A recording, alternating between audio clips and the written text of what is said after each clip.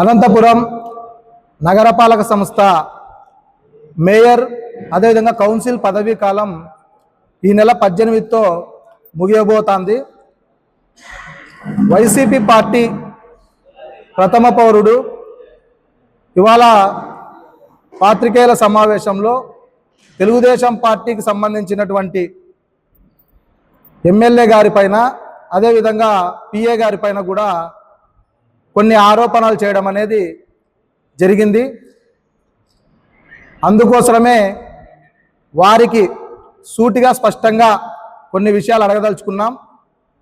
Telugu Desam party నాయకులు ఆధారాలు ఉంటే బయట పెట్టండి అని ఒక 3-4 పాత్రికేయుల సమావేశంలో అడిగినారు. నా దగ్గర చాలా ఆధారాలు ఉన్నాయి, అవసరం అనుకుంటే నేను బయట పెడతాను అంటున్నాడు. మరి ఈరోజు పాత్రికేయుల సమావేశంలో ఆధారాలు ఉంటే బయటికి పెట్టేదానికి మీకు ఏమి ఇబ్బంది వచ్చిందో చెప్పమని మేము అడుగుతున్నాం. మీ దగ్గర ఆధారాలు ఉన్నాయి కదా, ఆధారాలు బయట పెట్టమని చెప్తున్నాం. ఆధారాలు బయట పెట్టేదానికి కూడా మీకు ఒక మంచి ముహూర్తం ఏమైనా కావాలన్నా? అదేవిధంగా ఇవాళ టీవీ చూస్తా అంటే ఒక స్క్రోలింగ్ కింద పోతుంది. ఆంధ్రప్రదేశ్ రాష్ట్రంలో 11 మంది వైసీపీ ఎమ్మెల్యేలు ఉన్నారు. 10 మంది ఎమ్మెల్యేలు జీతం తీసుకుంటున్నారు, ఒక్కరు మాత్రమే జీతం తీసుకోలేదు అంటున్నారు. ఆ ఒక్కరు కూడా జగన్మోహన్ రెడ్డి గారు.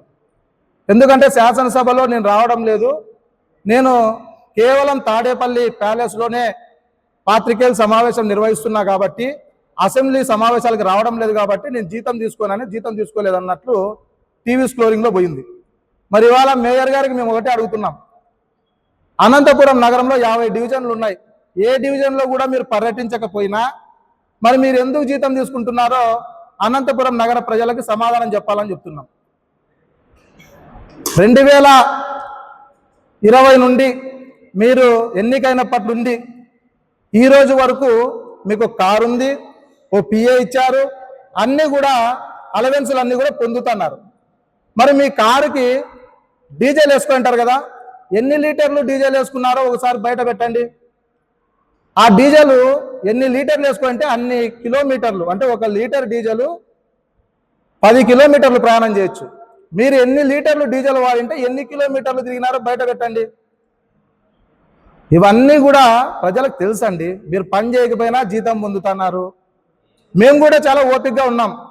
2020 నుంచి కరోనా వచ్చింది, 2022లో ఆనాడు ప్లాస్టిక్ నిషేధం అని చెప్పేసి అనంతపురం అంతా ఓవైపు ప్రయాణం చేస్తా అంటే ఒక ప్లాస్టిక్ వ్యాపారి పైన షాపు సీజ్ చేస్తే స్వయాన ప్రథమ పౌరుడైనటువంటి మేయర్ గారు మీరే ఫోన్ చేసి సచివాలయ అధికారులకు పంపించి వాళ్ళని బెదిరించి మళ్ళీ షాప్ ఓపెనింగ్ చేస్తావు అంటే ప్లాస్టిక్ నిషేధం పైన నీకు ఇదేనా చిత్తశుద్ధి ఉండేది? మీ దగ్గర ఆధారాలు ఉన్నాయంటున్నారు కదా, పెట్టండి వాళ్ళు మీరు ఆధారాలు, ఇవన్నీ కూడా పెట్టండి. మీ దగ్గర ఉన్నాయి ఆధారాలు. ఈ ప్లాస్టిక్ షాప్ ఓపెనింగ్, ప్లాస్టిక్ కవర్లు అమ్మేటువంటి వ్యాపారి యొక్క ఆఫీసు ఓపెనింగ్ చేయించింది నువ్వే అనేది కూడా ఆధారం నువ్వే బయట పెట్టుకో. అదేవిధంగా నామా టవర్స్ దగ్గర అక్కడ ఉన్నటువంటి కాలువ, పాత కాలువను మూసేసి ముందర మళ్ళీ కొత్త కాలువ వేసినావు. 8 అడుగుల స్థలము రోడ్డుని కుదించినావు. మరి మీకు ఇచ్చినటువంటి అప్రూవల్ ప్లాన్లో ఏ విధంగా ఉంది, మీరు ఏ విధంగా చేసినారో చెప్పమనండి. అదేవిధంగా టౌన్ ప్లానింగ్లో అధికారులు పని చేయాలంటే భయపడుతున్నారు అంటున్నారు. మీ షాప్ ఒకటి ఉంది నీమా ఆప్టికల్స్, మీరు మేయర్ అయిన తర్వాత టౌన్ ప్లానింగ్ అధికారులు నీమా ఆప్టికల్స్లో కూర్చొని మాట్లాడుకొని ఎన్నిసార్లు రైడ్కి పోయారో ఒకసారి మీరే సమాధానం చెప్పండి. ఏజీపీ అధికారులకి నీమా ఆప్టికల్స్లో ఏం పనండి? అంటే మీ దగ్గర మాత్రమే ఆధారాలు ఉంటాయా? అనంతపూర్ ప్రజలు కళ్ళు మూసుకున్నారా? తెలుగుదేశం పార్టీ నాయకులు కళ్ళుండి చూడలేని కబోదులు అంటాడు పాపం ఆయన. మరి ఇవన్నీ మీ కళ్ళు ఉన్నాయి కదా, మీ నీమా ఆప్టికల్స్లో కెమెరాలు ఉన్నాయి కదా, బయటికి తీయండి. మున్సిపల్ ఆఫీస్ పక్కనే ఉంది, ఆడ కూర్చొని మాట్లాడే వాళ్ళని చూసాం. కానీ మీ ఆఫీస్లో ఏం పనండి జిల్లా అధికారులకి, మున్సిపల్ అధికారులకి? ఇంకా ఏమన్నా ఆధారాలు ఉంటే కూడా ఒక మంచి ముహూర్తం మీరే చూసుకొని మీరే ప్రెస్ మీట్ పెట్టండి, ప్రజలకు తెలియజేయండి. మాకేం భయం లేదు. ఎందుకంటే తప్పు చేసిన వాళ్ళు భయపడతారు. పాపం మీడియాలో చెప్తున్నాడు ఆధారాలు ఉంటే బయట పెట్టండి పదే అంటున్నారు. వాళ్ళ పేరు కూడా మేము నోట్ చేసుకుంటాము అని.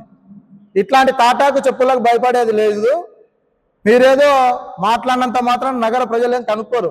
ఆల్రెడీ తెలుసు 5 సంవత్సరాల కాలంలో మీరు ఎన్ని ప్రెస్ మీట్లు పెట్టారు, దిగిపోయే ఈ నెలలో ఎన్ని ప్రెస్ మీట్లు పెట్టారనేది కూడా ప్రజలకు తెలుసు. ఆ లెక్కలన్నీ కూడా నువ్వు రాసుకొని పాత్రికేయుల ముందుకు రావాలని చెప్పి మనస్ఫూర్తిగా కోరుకుంటున్నాం.